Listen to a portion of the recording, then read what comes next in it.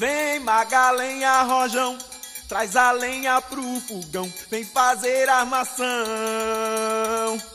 Hoje é um dia de sol, alegria de coió, é curtir o verão. Vem Magalenha Rojão, traz a lenha pro fogão, vem fazer armação. Hoje é um dia de sol, alegria de coió, é curtir o verão.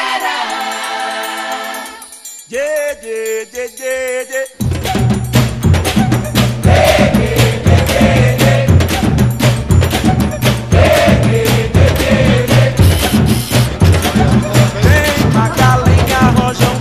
Traz a senha pro TTT coração. Hoje é um dia de sol, alegria de xodó, meu dever de verão. Vem Magalenha Rojão, traz a senha pro fogão, TTT coração. Hoje é um dia de sol, alegria de xodó, meu dever de verão.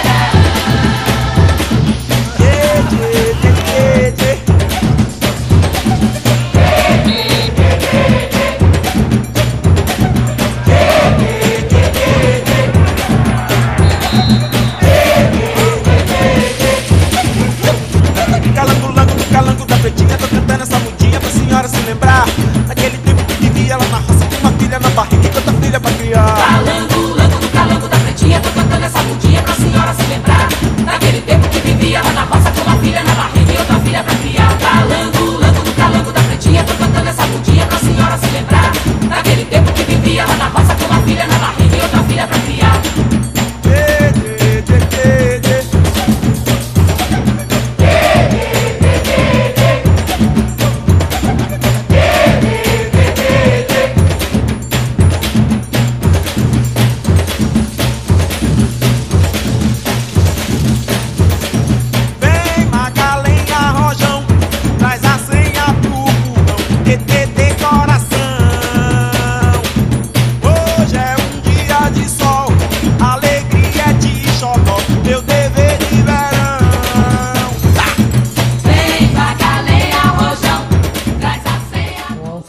Roman Kvanka, som kronikárom obce Ozorno.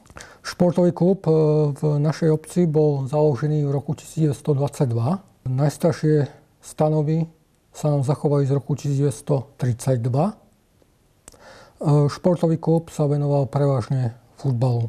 Sponzorom športového klubu bola Československá drevárska spoločnosť, ktorá vznikla v Ozorne v roku 1920. Sponzor dal vyhotoviť hráčom nášho futbalového mužstva dresy, ktoré kopírovali firmné farby čierno, zeleno, zvislo pruhované. Prvým predsedom klubu bol František Hrica až do roku 1929, kedy sa stal novým predsedom pán Rudolf Sabor. V roku 1937 zvolili nového predsedu Rudolfa Vaseka. Činnosť športového klubu pokračovala až do roku 1938. V novembri bola zastavená a športový klub bol začlenený pod patronát Hliníkovej gardy. Bolo to v súvislosti so vznikom Slovenského štátu. Pod patronát Hliníkovej gardy prešli aj ostatné telovýchovné spolky. Prvý kronikár, pán Šmak, doslova píše: Mládež, ktorá sa do založenia týchto spolkov stretávala v nedeľách a vo sviatkoch v krčmách pri kartách, trávi svoj voľný čas dnes vo svojom spolku, vzdeláva sa a priťahuje tak aj starších občanov ku vzdelaniu. Týchto spolkov nielenže športovali, ale aj hrali divadlo. Posledným predvojnovým predsedom bol pán Ondrej Foltín. Po vojne, po roku 1948, telovýchova prešla pod patronát najprv Československý zväz mládeže a potom Socialistický zväz mládeže. V podstate prvé znárodnenie už bolo v tom roku 1938, pretože dovtedy fungovali 3 spolky, každý mal vlastný majetok, takže všetok tento majetok sa v podstate zoštátnil a už v roku 1938 prešiel pod správu tej Hliníkovej gardy a po roku 1948 pod Socialistický zväz mládeže. No to, jak povedám, prvé ihrisko bolo, jak stojí táto budova, tá bytovka, tam byla pastýrňa, tam bylo pripúšťaní bíku a ja neviem, pastýrňa. A to byl tento komplex, to bylo hřiště. Potom se začal budovat, čak už si pamatuju, takže za pivu bylo normálně, za pivu bylo, tam sa vytvorilo také provizorné, ale hráva, ale pri tém sa budovalo aj toto, že to bylo dokončené. Až kedy to bylo presne, že nevím. Ja si pamätám, keď sme boli pri tej oračce, Cyril Folkin držal púl a nevím, kto už jezdil na tých oných, keď sme to orali. Tak začínalo tedy v tých obdobích, to začínalo, jak sa poví, keď ja som začínal snad, tedy ešte ja nevím už, aký zajíc. Prvé, čo si pamätám, čo bolo ihrisko, to bolo tu, ako je družstevná bytovka. To bolo hrbolovaté, cesta bola cesto. Keď hráli, pri kostele býval ten pán. A on, čo vám urobil? Jeden raz sa hrálo a on zobral tragač, mal nožku na chrbáte a išiel s tým tragačom cez to hrište.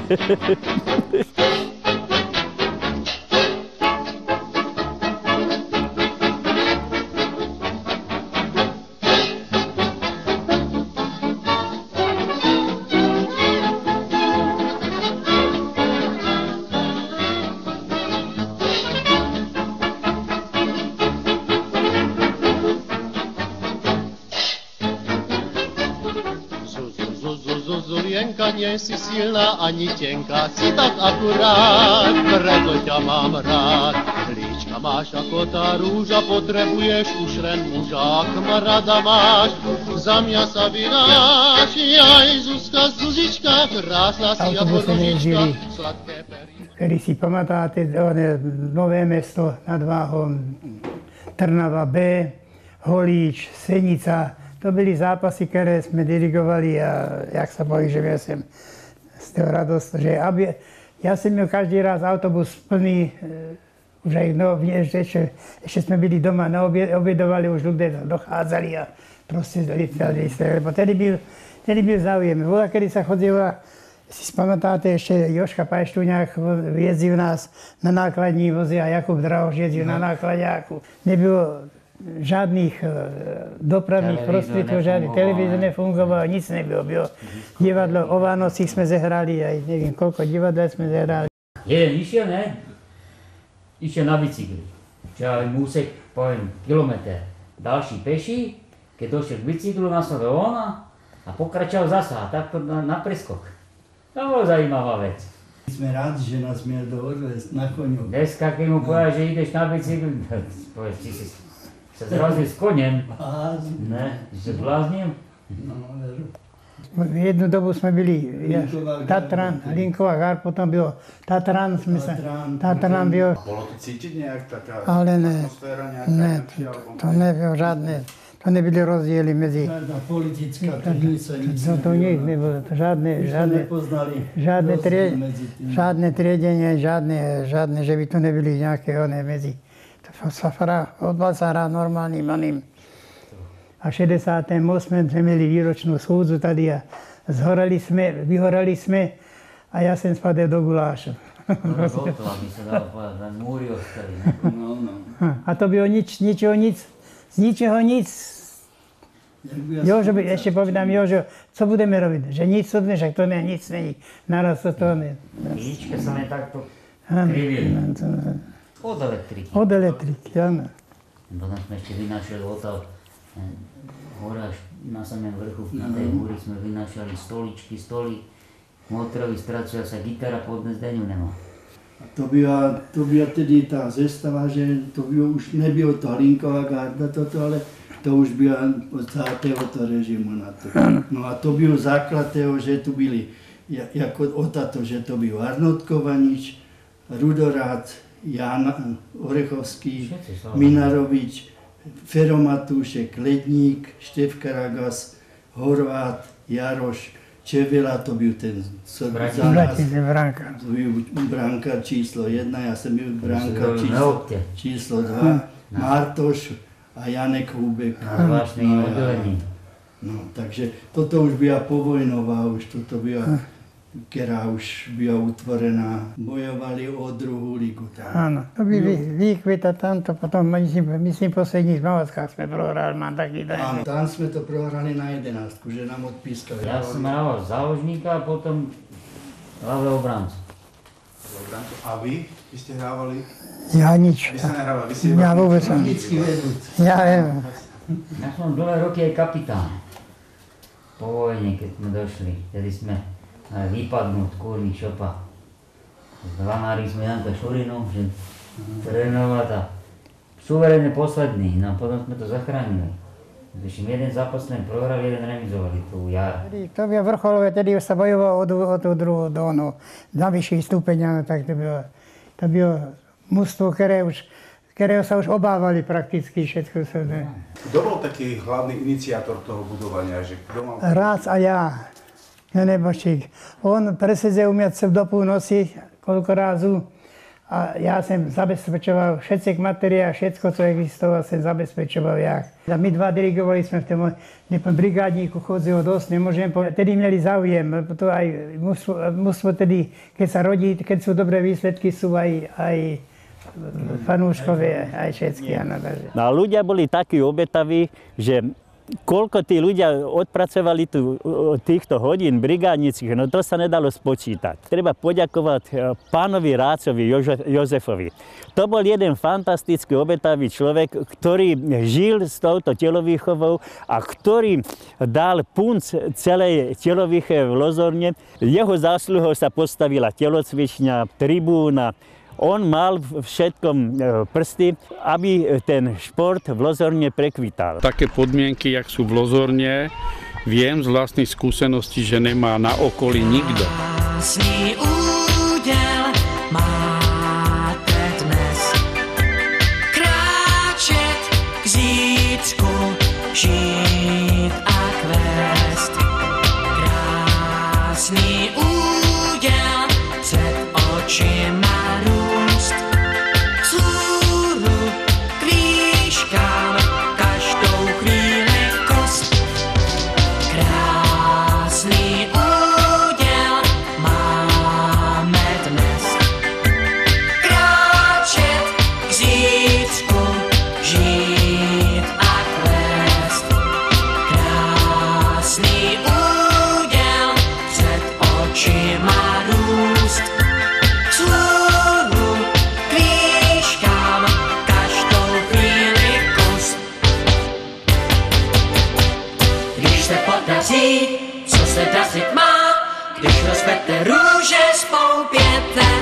Když se podaří, co se dařit má, tak je přece krásně na světě.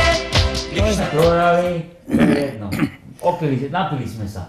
Keď sme prehrali, raz od žalu, raz od radosti. Fotbalisti zase na frajerke nemeli čas, u zápasy sa pivo. No, áno. Nebyl čas. Moja došla raz mňa čekať a povedala, že v živote ťa už na fotbal nedojdem čekať. Tak dobré, aj tak bylo.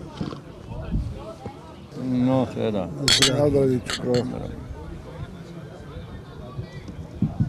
Měl jsem brigádu, kopali jsme studňu a aby se mohli jít rád, tak došli ale tre a sa kopalo dále, ja som išiel na fotbal. Vtedy bol vedúci fotbalového oddielu pán František Valent a hovorili mu, že Baraňáš. Zohnal jedného veľmi dobrého brankára. Volal sa Lukáč.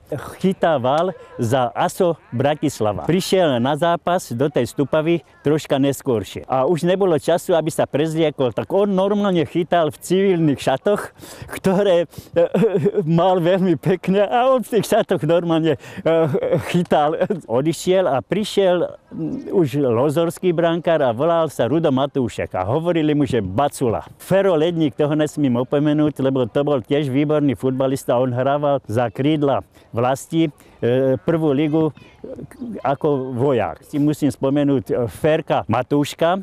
On hrával za Považský Tank. On v jednom období bol taký dobrý futbalista, že málom predbehol Bicana, čo hrával za Slaviu. Tuto, ako je teraz to tréningové hrysko, tam bol vybudovaný rybník. Hrali sme hokej proti dorastencom Slovanu Bratislava. Golonka tam bol, starší a títo všetci. Jože Golonka, sestra, ona bola krasokorčuliarka. Po prvej tretine sme prehrávali 10-1. Ale ďalej sa nepokračovalo. Čo sa stalo? Golonková sestra vystupovala na tom ľade a ľad sa praskol a keď sa praskol ľad, tak voda sa vynorila von a už bolo po hokeji aj po predstavení.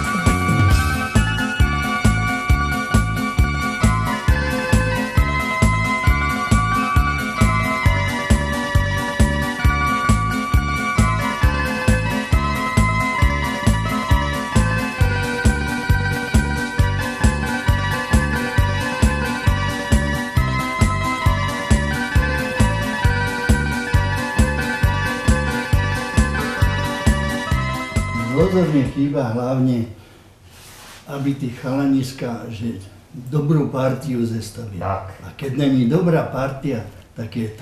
Potom sa zeberú druhí hráči, cudzí sa kúpia a pro tých fanúškov, co je to, keď ja dojdem na zápas a ja sa pýtam, kto to je, nepoznáš, vyhlasuje, že dodal gól a ty vôbec nepoznáš. Srdečko chýba asi, ne? Tomuto výročiu, ktoré tu dneska sa pripravuje a za chvíľočku sa bude oslavovať, popriať tomu slovenskému fotbalu, alebo slovenskému fotbalu aj lozorskému fotbalu, aby sa vrátili tie 80.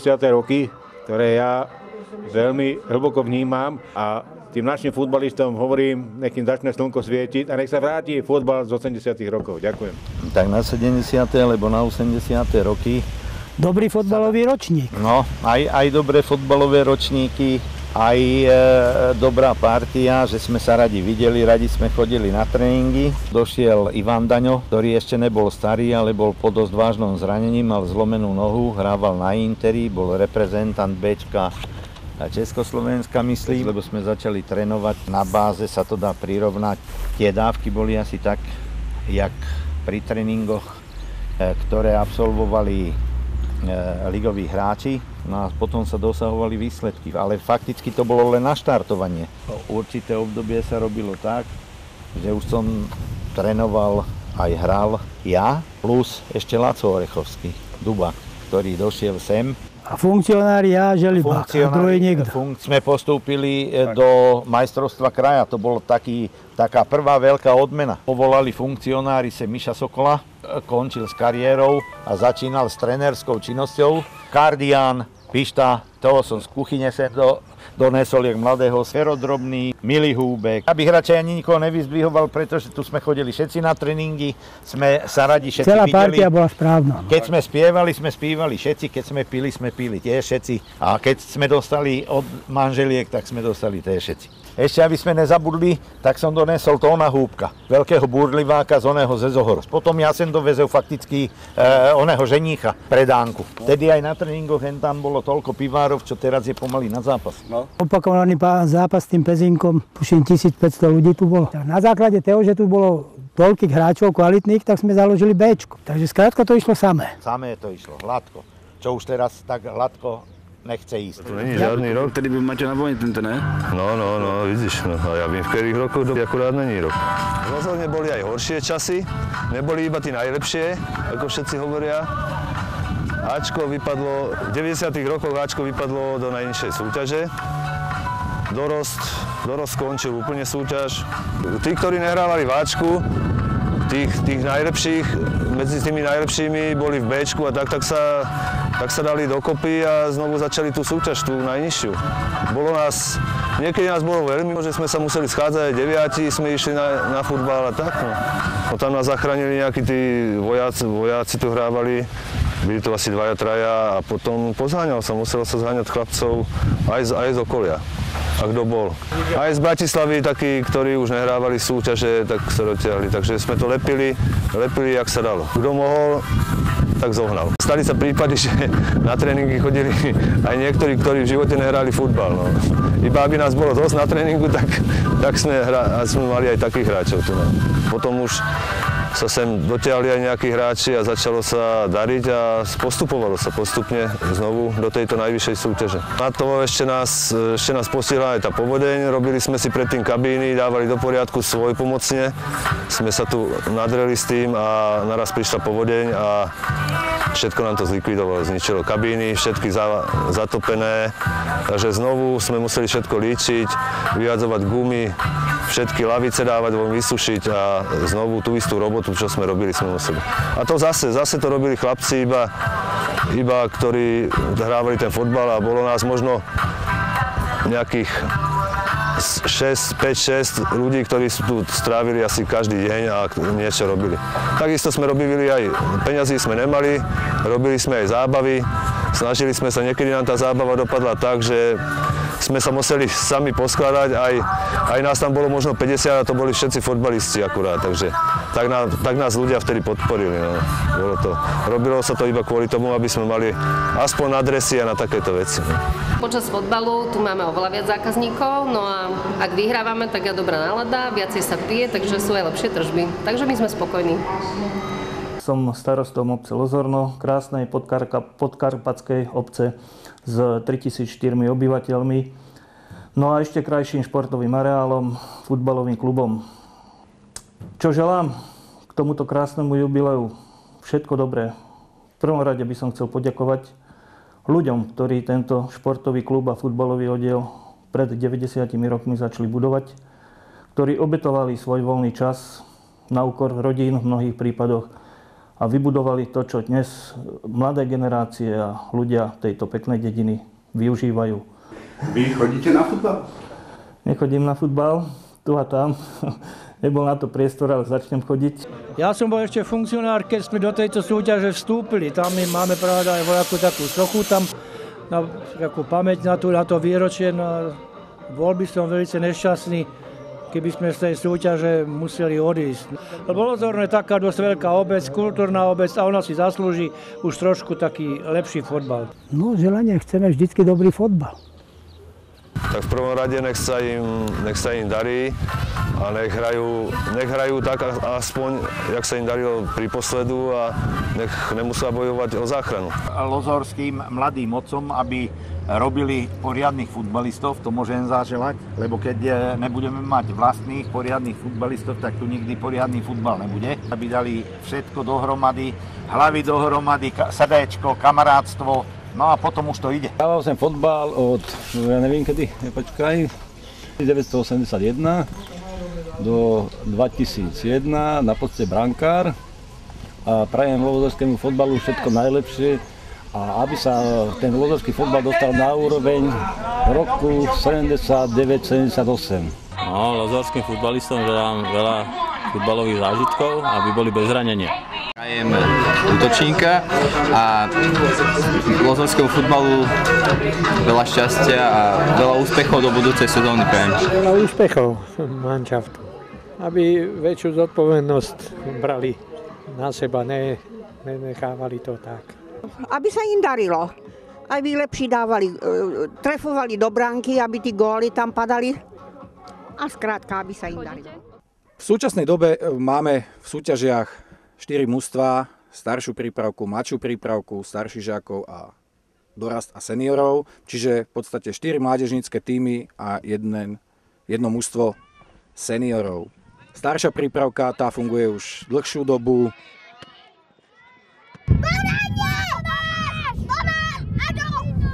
Každým rokom sa zlepšovala.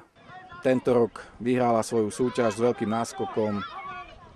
Takže tá práca s tou mládežou dostáva už nejakú tú fazónu. Čo sa takisto prejavuje ďalej v tých starších žiakoch, ktorí takisto tento rok svoju súťaž vyhrali a v týchto dňoch budú hrať baráž o postup do druhej ligy. Poprosíme potlesk pre našich žiakov, víťaza skupiny žiakov okresu Malačky.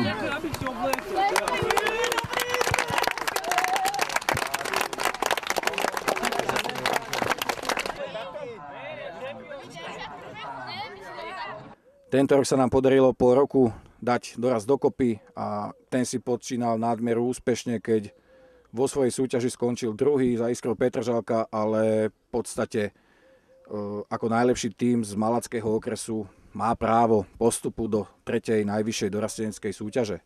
Čo sa týka seniorov, tí momentálne pôsobia v súťaži majstrovstiev regiónu Bratislava. Úspešne dokončili tak, že v podstate sa zachránili v tejto súťaži. Divákom, fanúšikom želáme veľa trpezlivosti hlavne. Fanúšik v Lozorne je futbalový fanúšik a my veríme, že svoje miesto tu na štadióne alebo to svoje vyardované miesto vždy tu bude mať a vždy bude podporovať, či už sú to tí malí alebo aj tí seniori. Aby mali tú výdrž a chuť hrávať ďalej, áno, dobrý futbal, aby bavili ľudí, aby tí ľudia majú tu dobré zázemie fanúškovské, aby ich nesklamali a aspoň teraz, aby ešte tú súťaž vykopali, aby nevypadli. To im prajem zo srdca, aby ešte dobré meno robili lozorskému futbalu. Za mojich futbalových čias sme sa naučili spievať pesničku o lozorskom futbale, ktorá sa spievala celé generácie. Naučili sme sa to od predchodcov futbalistov, tí zase od ďalších predchodcov. Spievala sa po zápasoch v autobuse, keď sa chodilo od súpera z ihriska, na domácom ihrisku, keď sa skončil futbalový zápas, pri pivku, pri vínku, v krčme, lebo vtedy sa hrával futbal pre radosť a pre zábavu a zabávalo sa po futbale pesničkami a futbalovou pesničkou, samozrejme hymnou. Eška Lozorno sme my, fotbalisti veselí. Fotbal to je naše láska, kde nás nikto nenapráska. Každý zápas vyhrajem, hoď aj v ťažkostiach žijem. Vyhrajem a vemko ďasa, v nedelu to hrajem zas. A dneska sme to vyhrali, minula sme ich dali. Jedenáctka krásne hrála, nášľapého kapitána, ten miel dneska černý deň a z tej hry byl vylončen. Vylončen a vento ďas a v nedelu to hraje zas. Vylončen a vento ďas a v nedelu to hraje zas. Máme brankáře, co lítá po čáře, ten už té góly chytat môže. Pred ním dva meci, stoja jako kroci, kým člověk nevyskočí z kůže. Bratry halvové, i rukom podporujú, ten šupuje. Gól! Jako mašina sa znova začína, tá bitka víťazná.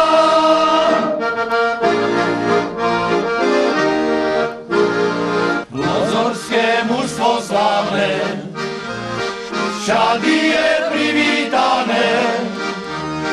Hraje to šohračku, levačku, pravačku, góly však nedá žádné. Hraje to šohračku, levačku, pravačku, góly však nedá žádné.